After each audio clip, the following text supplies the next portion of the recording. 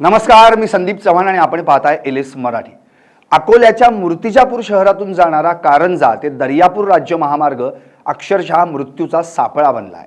रस्त्यालगत असलेले हातपंप, विहीर, विद्युत खांब आणि अतिक्रमणांमुळे हा मार्ग धोकादायक झालाय।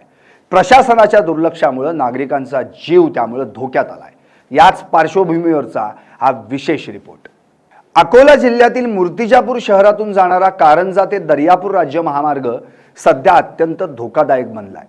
या मार्गालगतच 4 हापशे, एक विहीर आणि वीज वितरण कंपनीचे विद्युत खांब उभे असल्यानं रस्ता मोठ्या प्रमाणात अरुंद झालाय।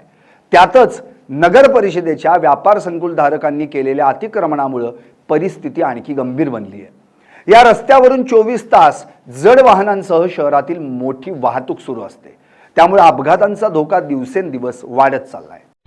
सांगाल मॅडम, या रस्त्याच्या तक्रारी मोठ्या वाढत आहेत, काय बघा, हा दर्यापूर ते कारंजा हा राज्य महामार्ग आहे आणि जर तुम्ही या रस्त्याच्या इकडे बघितलं तर जवळपास तहसील पासून ते कारंजा टी पॉइंट पर्यंत या महामार्गावर, या रस्त्यावर जवळपास रस्त्याला अगदी लगत असलेले 4 हँडपंप आहेत आणि एक विहीर आहे। तुम्ही माझ्या मागे पाहू शकता, तिथं तुम्हाला हँडपंप दिसेल आणि इकडे समोर एक विहीर आहे आणि ती विहीर खुली आहे, त्याला कठडे वगैरे असं काहीच नाहीये। आणि ह्या सगळ्या गोष्टींमुळे या महामार्गावर, या रस्त्यावर अपघातांचं प्रमाण खूप वाढलेलं आहे।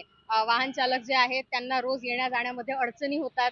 आता 2-3 दिवसांपूर्वी हनुमान जयंतीच्या दिवशी मूर्तिजापूर तालुक्यातील टिपटाळ्याचे एक रहिवासी होते, डोंगरे म्हणून, त्यांचा याच रस्त्यावर अपघात झाला आणि ते मृत्युमुखी पडले। मग मला असा प्रश्न पडतो सामान्य नागरिक म्हणून की हे कोणतं टाउन प्लॅनिंग आहे आणि हे कोणते इंजिनियर आहेत? यांना कोणी सांगितलं की अगदी रस्त्याच्या लगत हँडपंप बसवायचा असतो, अगदी रस्त्याच्या लगत विहीर असते आणि त्या विहिरीला कठडी नाहीत? मग माणसांनी काय करायचं? वाहन चालकांना आणि लोकांना या गोष्टींमुळे नाहक त्रास होत आहे आणि खऱ्या अर्थानं मूर्तिजापूरच्या प्रशासनानं याकडे लक्ष देण्याची गरज आहे।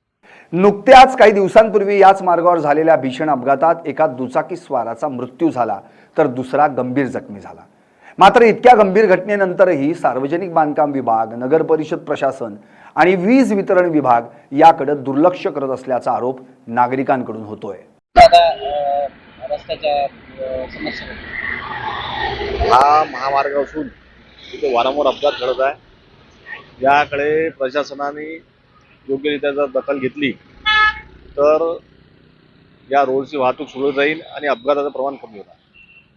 प्रशासनाचं दुर्लक्ष असल्यामुळे या ठिकाणी अपघात होत आहे।